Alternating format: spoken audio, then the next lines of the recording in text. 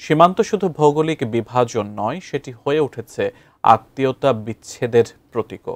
কাঁটাতারের দুই প্রান্তে বসবাস করা পরিবারগুলো বছরের পর বছর প্রিয়জনদের দেখতে পায় না। মেহেরপুর সীমান্তবর্তী গ্রামগুলোর হৃদয় বিদারক বাস্তবতা তুলে ধরেছেন মেহেরপুর জেলা প্রতিনিধি রাব্বি আহমেদ। কাঁটাতারের বেড়া শুধু একটি দেশকেই আলাদা করে না, বরং সেই সাথে ছিন্ন করে বহু বছরের আত্মীয়তার বন্ধনও।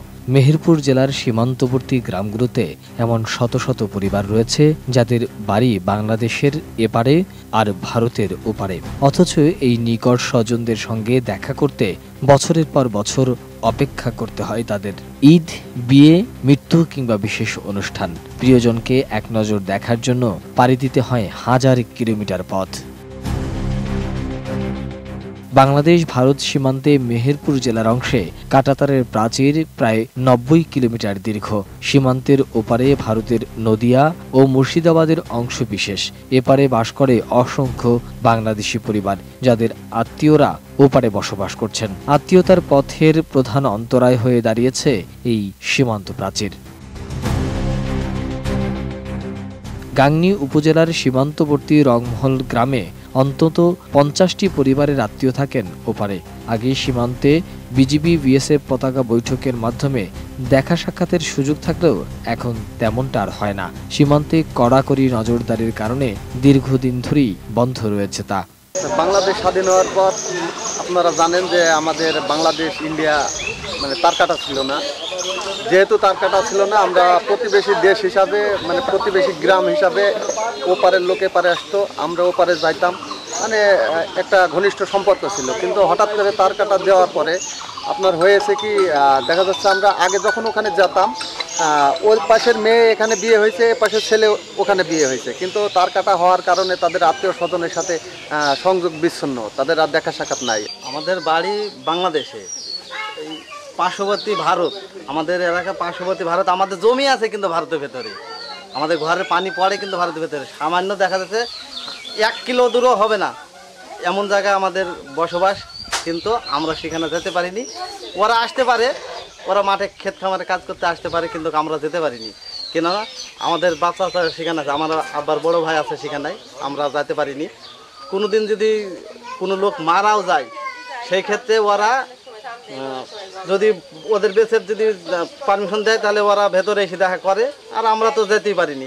আমরা দেখা যাচ্ছে যে কেউ মরলে ওরা গেট পার করে, যদি খুবই প্রভাবশালী ব্যক্তি হয় তাহলে দেখা যাচ্ছে যে গেট পার করে নিয়ে ওরা দেখা সাক্ষাৎ করায়। ভারতে আমাদের আত্মীয় স্বজন সবই আছে, তো আমরা যেতে পারি না, প্লাস কারোর সাথে কথাবার্তা হয় না, ওরাও আসে না।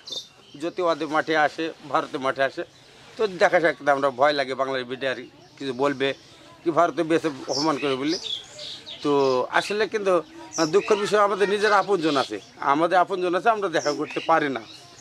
তো আসলে মনে করেন ঈদ আসছে, ঈদের সময় মনে করেন একটু হয়তো কেউ কারোর সাথে দেখা করব, এটাও হয় না।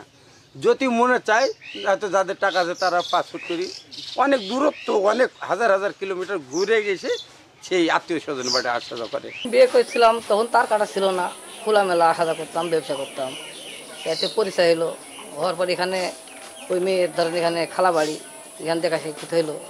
হওয়ার পরে ওখান থেকে বিয়ে করলাম, করার পরে 2-1বার হাজা করছি। তার কাটা হওয়ার পরে আর যাইতে আসতে পারিনি, তাতে 20 বছর যাওয়া আসা হয়নি। ভারতে আমাদের মামা আছে, নানা নানি আছে, তারপরে খালা আছে, ওরা ভিতরে আছে, আমরা দেখা সাক্ষাৎ করতে পারিনি। তার আগে আসতো, ভারতের কোলে দাঁড়াইতে ওরা দেখেছি, এখন আর দেখাতে পারিনি, যাইতে পারিনি, ওরাও আসতে পারেনি। আগে আমরা ছোটো ছিলাম তখন গিয়েছিলাম, ভারতে যাওয়া আসা করতাম, ছেলে তার কাটা হয়েছিল না, রাস্তা হয়েছিল না, তখন আমরা যা আসা করছি। 10 বছর হয়েছে, মা বাবা ভাই বোন সবই আছে, দুনিয়ার বুকে ধরে কাউকেই দেখতে পাই না। তা যা চেষ্টা করি, কিন্তু যা চেষ্টা হয়ও না। আর যেহেতু গরিব মানুষ, পাসপোর্ট ভিসা করে যেতেও পারি না, মনে করে আফসর করে ধার দিতে যাবো ধরে। তো এই ধারে তো ধরে যাওয়া হয় না, ধরে কি করবো, বাড়িতে এইভাবেই থাকি। আমার বিয়ে হয়েছে, আমি ইন্ডিয়ার মেয়ে, আমার বিয়ে হয়েছে 30 বছর হয়ে গেল। বাবা মার সাথে দেখা সাক্ষাৎ নাই, কথাবার্তা হয় না, কেউ মরে গেলে দেখাশোনা হয় না, খুব কষ্ট হয় আমাদের মনের ভিতরে। তার মধ্যেও যদি একটা আপনারা কোনো সহযোগিতা করে দিতে পারেন, তাহলে আমরা এদিক থেকে একটু দেখাশোনা করতে পারি।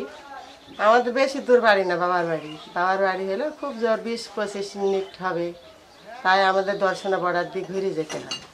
তাহলে আমাদের কি কষ্ট মনের ভিতরে, আপনারা এটা যদি ঠিক করে দিতে পারেন যে ঈদ আসলে যে হলো একটু দেখা শেখিত বর্ডারে করে যাই যেতে ভাই বোনদের সাথে বাবাদের সাথে দেখা শেখিত করতে পারি তাহলে আরও ভালো। মোনালিসা হেভি ফ্লো 15 পিস প্যাকেটের সাথে 8 পিসের একটি প্যাকেট একদম ফ্রি। আত্মীয়তা শুধু কাঁটাতারের জন্যই দুর্লভ হয়ে গেছে, অথচ দূরত্বটা মাত্র কয়েক কিলোমিটারের। ঈদ বা উৎসবের জন্য নয়, কেবল মৃত্যু বা খুবই জরুরি বিষয়ে বিএসএফকে জানালে পতাকা বৈঠকের মাধ্যমে সাক্ষাতের ব্যবস্থা করা হয়। নিয়ম হচ্ছে ইন্ডিয়ান নাগরিক যারা সীমান্তের ওপারে থাকে তাদের সাথে যদি দেখা করতে চান আপনাকে অবশ্যই বৈধ পথে সীমান্ত পার হয়ে যেতে হবে।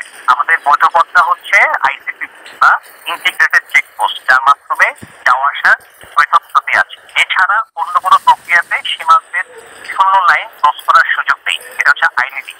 আর অনেক সময় মানবিক খাতিরে যদি এরকম কেউ থাকেন যা কেউ মারা গেছেন সীমান্তের পার্শ্ববর্তী এলাকাতে বসবাস, অনেক ক্ষেত্রে যদি আমরা এই বিষয়ে আমাদের কাছে অ্যাপ্রোচ করা হয়, আমরা বিএসএফ কে রিকোয়েস্ট করি, বিএসএফ অনেক ক্ষেত্রে একই করে, তখন আমরা এই শূন্য লাইনে তাদেরকে দেখা সাক্ষাৎ করার একটা সুযোগ করে দিতে পারি। Desk report, ATN news.